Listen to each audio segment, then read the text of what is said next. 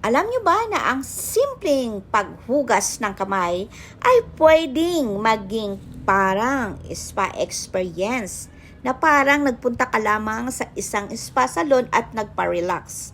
Ngayon, isishare ko sa inyo kung paano gumawa ng grapevine hand soap na usong-uso ngayon at ang aking napili, itong lavender scent.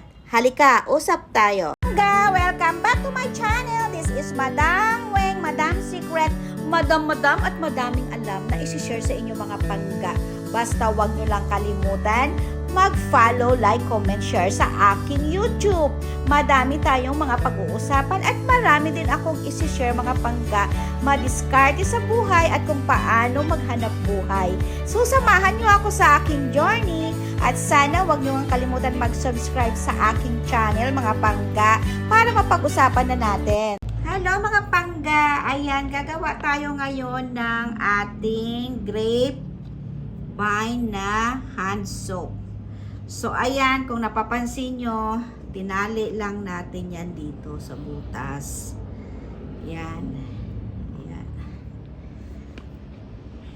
Tapos, dito tayo magbo-mold. Yan. Tapos, ito ang ating pantali. So, yan. So, aantayin natin ngayon ang ating glycerin soap. So, abangan lang natin. So, ito na mga pangga ang aking ginawang soap-based glycerin soap. Ito, dalawa ang kulay. May kulay puti at saka kulay lavender kung nakikita nyo dyan. Kasi dalawa ang gusto kong kulay na ay halo ko sa isang molder. At naalala nyo ba mga pangga, ang aking first day of journey sa paggawa ng sabon, tinuro ko sa inyo doon kung paano at ano ang mga ihahanda sa paggawa ng simpleng basic na paggawa ng sabon na melt and pour. So, ito mga pangga, may kulay violet at puti. Ayan, ay join ko na yan siya dyan. Ilagay sa molder para maging maganda ang kanyang labas na para siyang latay-latay na violet at kulay puti.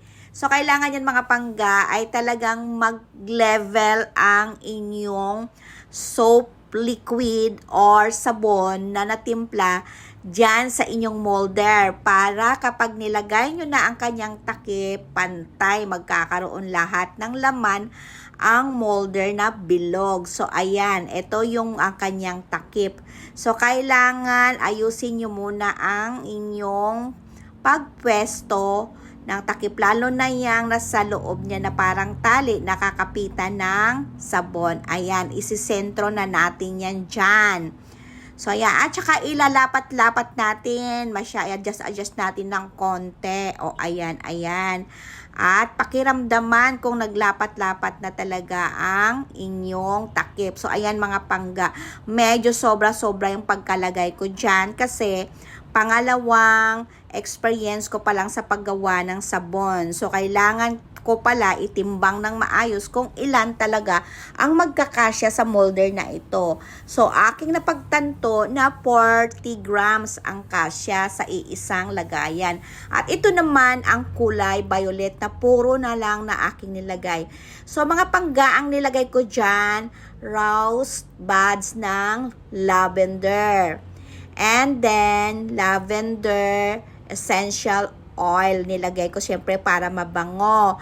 May coconut oil, may sweet almond oil akong nilagay dyan. At syempre, yung kulay na violet na mica powder ang aking hinalo dyan para makuha natin ang kulay violeta na grapes. O, ayan. So mga pangga, disclaimer lang, hindi pa masyadong perfecto ang aking mga video at minsan talaga ay hindi ko pa alam kung anong anggulo para maging maganda. At kapag nating ibuhos, kailangan medyo nilagyan-lagyan ko muna lahat ng mga holes ng molder.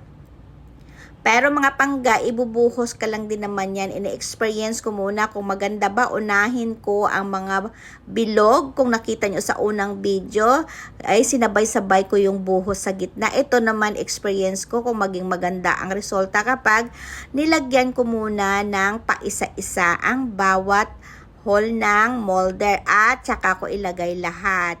Pero hindi ko siya nilagay kasi inadjust ko siya dahil kanina kung nakita nyo, sumobra talaga ang ating paglagay ng liquid soap. At ayan, medyo kulang, nilagyan ko uli. At ilalapat na natin ang takip ng molder. At syempre, ayusin natin yan mga pangga. Ayan, so yan, wala na siyang kalat. Kasi kanina, yung unang buhos ko, medyo hindi ko pa ma-adjust kung gaano kadami. At ayan, sinakto ko lang sa level ng ating molder. So ayan, at aantayin natin yan ng mga 45 minutes to 1 hour lamang. At pagkatapos, pwede na nating alisin. Eto naman mga pangga, ang kulay violet kanina na ating ginawa ay akin na titingnan. Ayan, medyo hinihila-hila ko rin muna ang tali kasi baka mamaya ay hindi siya masyadong nahigpitan pa itaas. At aantayin na rin natin ito ng 45 minutes to 1 hour bago natin siyang tanggalin sa molder. At 1 hour na nga ito, natatanggalin na natin mga pangga ang ating molder. Ayan, check na natin. O, ayan, so mga pangga ko nakikita nyo, ayan medyo nagmamantika-mantika at nag-oily siya kasi yan ay may coconut oil, olive oil at saka sweet almond oil.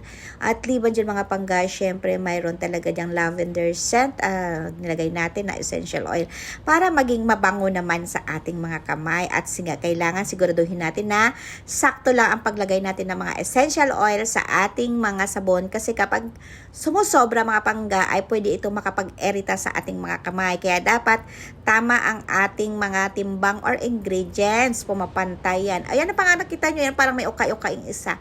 So, ayan mga pangga, dahil first time natin gumawa ng grapevine soap na pangga, ay medyo hindi talaga perfecto. O, ayan, medyo nakikita nyo, nagmamantika. Ayan, dahil mayroon tayong mga oils na mga nilagay dyan mga pangga. At kung napansin nyo, medyo mayroon pa siyang nakakasabit-sabit. Ayan naman pangga, ay tatanggalin naman natin yan mga pangga at ihuhulma gamit ang maliliit na kutsilyo or kung ano pa man. Ito naman mga pangga, ang kulay pink kanina. Ayan yung dalawang kulay na pinaghalo ko. Yung mga kulay itim na yan, ang nakikita nyo, ang tinatawag dyan ay ang lavender buds na nilagay natin. Kasi dalawa talaga ang aking kulay na nilagay dyan kanina kung napapansin nyo. So ito na mga pangga, medyo ginanahan ang inyong madam. Naku, sinipag ang inyong madam. Ayan, ang dami-dami kong ginawa. Mga 8 vine po yan. Ginawa ko ng kalahating araw at iba-iba na ang aking pinag-aralan or in-eksperimento. At ito mga pangga, ang favorite nating lavender na pinag-mix-mix ko lamang isang medyo malabnaw at isang masyadong makulay. Ito naman ay kulay green at violet. Pinaghalo-halo ko na talaga yan sa isang vine. At ang kulay dilaw na yan mga pangga, hindi ko alam kung lanchones yan, pero mga pangga yan ay turmeric and lemon ang aking ginamit dyan.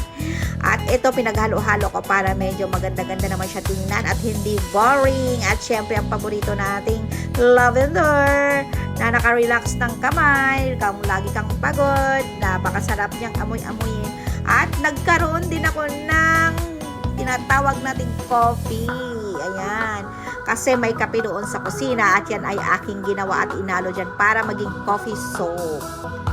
Ayan na mga pangga, ang aking ginawa ay nilagay ko na sa aking packaging para maibenta na natin at ibalik natin ang ating puhunan.